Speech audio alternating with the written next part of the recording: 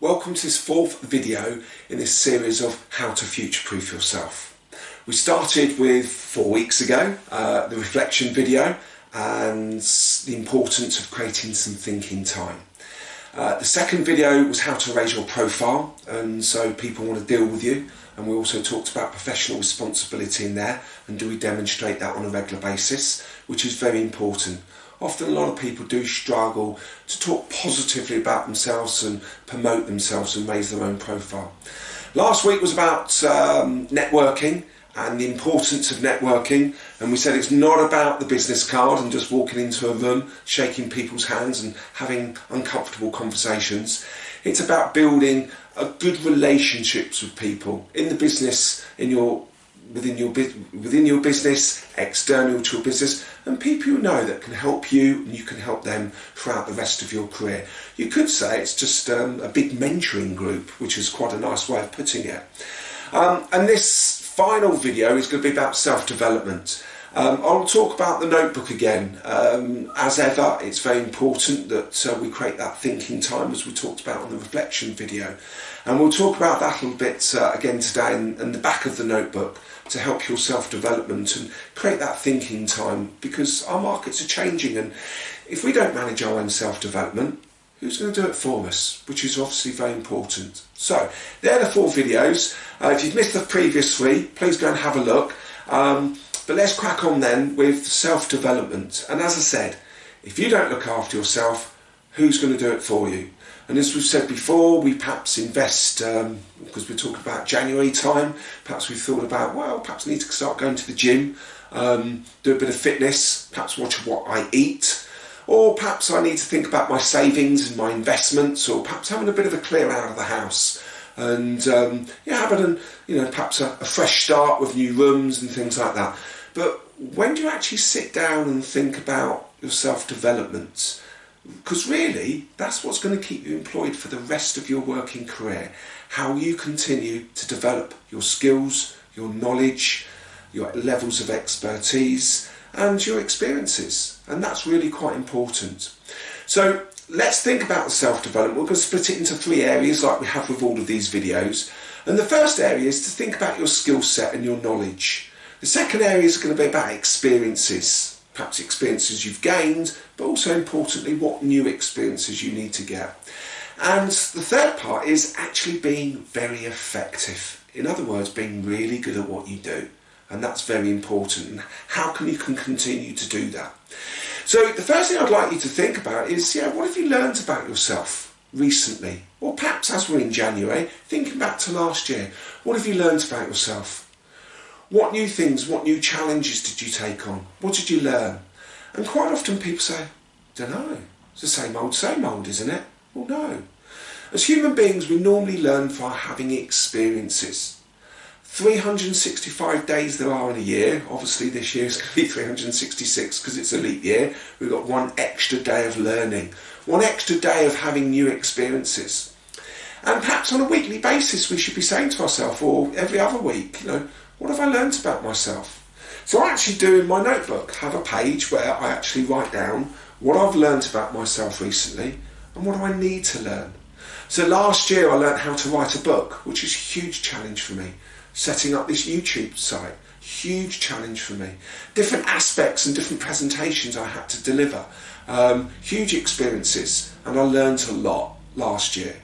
This year, the key thing for me is continue my own future-proofing in terms of my YouTube, potentially writing some new books towards the end of the year, but also trying to write an online program as well that I'll talk more about in future videos and obviously let you know about.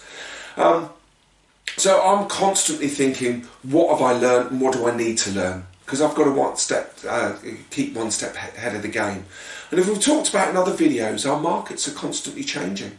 So the skills and the knowledge and the experience I have for now is great. I've been very successful. It's been very good. I've done well out of it. But is that skills, knowledge and experience going to be any good for me in the next 5 years? It's a really interesting thought, because our markets are changing constantly. So whilst, and I think that's a problem that quite a few of us can have, in terms of managing our self-development. Oh, I've got 20 odd years of training experience and coaching and doing speeches. What can you teach me? Lots. And I think that's really quite important, and I like to spend a lot of time with the younger generation helping to educate me, because they look at things from a different perspective. I call it a reverse mentor. I've got different mentors that I've had in my career, and you may like to think about getting a mentor, and we talked a bit about that under networking. Having people that we can rely on to give us new advice and ideas and solutions. But a reverse mentor is actually spending time with the younger generation who are going into the working environment and looking at new ways of doing things. Sometimes we think, that isn't how you do it. We've always done it this way. No, we need to listen to them. We need to learn from them.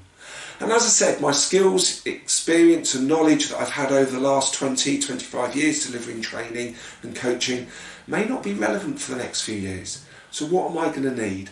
That's now time, going back to our reflection video and thinking, what's going to change? How do I need to develop? So your skill sets and your knowledge is spending some time. Do I need different qualifications? Do I need to go and reinvent myself? Which is really quite important for some people wanting to change careers. So that's skill set and knowledge. The other part obviously linked into that is experiences. As I said, I've got loads of experience. I've experienced in all areas of coaching, working with all sorts of different companies, big multinationals, small independents, charitables, government organisations. I've got, been there, got the t-shirt. But is that any good for the future? What new experiences do I need to take on? So that's what I'm really focusing on, and I'd encourage you to do the same. Perhaps we need to go outside our comfort zones a little bit more. Go and talk to more people, or perhaps put our hand up for different projects. Get involved in different areas of work. Or perhaps, go and learn new areas of work. We may be in our 30s, 40s, 50s or 60s, but still we've got to constantly go and gain new experiences along with our knowledge and experience, knowledge and skill sets. So what opportunities have you got to take on new experiences? Perhaps comfort zone challenges where you feel a bit uncomfortable, but you feel, I've got to suck it up, I've got to go and develop that.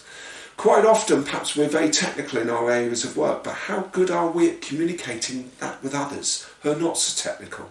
How good are we at presenting ideas? How good are we at perhaps being more customer focused? If those things perhaps don't sit very comfortably with us, well, we need to go and grab those experiences and get more involved. Because if we don't look after ourselves, who's going to do it for us? In the future, you may be pitched against a couple of other people. Technically, you may be just as good. Technically, you may be slightly better. But perhaps they're better at presenting it, perhaps getting their message across, because they've gone out of their way to gain these new experiences in communication, in presenting, in pitching, and marketing themselves and within their businesses. Really important. Go back and look at the raising your profile video to get more ideas on that area. So that's experiences. The other part is being effective, being blooming good at what you do. So how are you still going to add value and still be relevant so people want to employ you for the rest of your working career? How can you make sure that you're effective? Not just efficient. Now, being efficient is very important. That's just doing things well. That's a given. But being effective is doing the things that make the biggest difference. Doing the things that are going to make the biggest impact on your business and your career, be it your business or working within other businesses over the next 12 months to 2 years. What things are going to be, don't always like to use this word, your game changer. So you can prosper and develop. Being effective of what you do. So there again, go back to the reflection video and think, right, how can I be more effective in my current job? Do I need to change the way that I work? Perhaps do I get too involved in certain aspects? Do I need to let other people get on with those things so I can go and get experience in other areas, which will make me more effective? How do I influence and persuade my senior directors and partners in my business? Or perhaps other directors and partners if you're currently working at that level. How can I be more effective in influencing them? Am I a positive impact on myself in terms of my mindset and the way that I work? Am I a positive and my positive impact on the people that I work with, so they want to work with me so I can continue to be effective. It's a really important aspect that we sometimes just take for granted.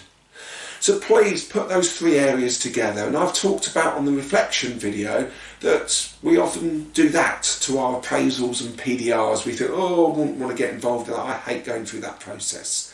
But create your own. Perhaps 2 or 3 times a year you need to sit down and think, right, what do I need to learn? What do I need to develop? What opportunities in front of me? I'm up to here with work. How do I reorganise myself so I can create and free up a bit of time? Can I get better at certain technology to speed processes up instead of doing it the long-winded way that would free up time for me to go and learn more, go and network more, go and get involved, raise my profile, create reflection time? As I keep saying all the way through all these videos, if we don't look after ourselves, who's going to do it for us? The best investment that you can make for yourself is by investing in you and your self-development. Really, really quite important.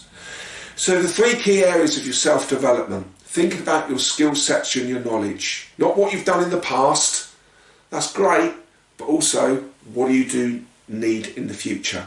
What you've done in the past, is that going to help you in the future? Or do you need a new set of skills and knowledge as well? Think about your experiences and getting involved in new areas. Don't just stay inside your comfort zone. Get out there and make a bit more of an impact on yourself and others. And the third part is, being effective, being really good at what you're doing. Make a right impact on yourself and other people. So that's the last video of these 4 videos. I hope you've enjoyed them. Any feedback would be appreciated. Or if you want any help, or if there's any sort of questions that you have, that's all very well, David. But however, how do I deal with this? How do I do that? Drop me a line, make a comment here on YouTube and I can reply to it. We can get in contact, set up a phone call and have a conversation. More than happy to do it.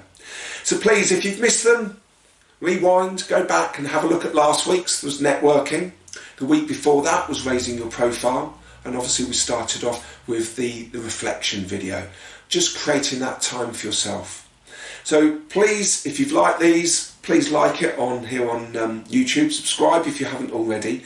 But it doesn't stop there. There's loads more content coming. So please tune in to next week to see what the new next lot of content is going to be. We've got loads of ideas to keep ourselves future-proof and help you to future-proof yourself. Enjoy the journey and thank you for your time.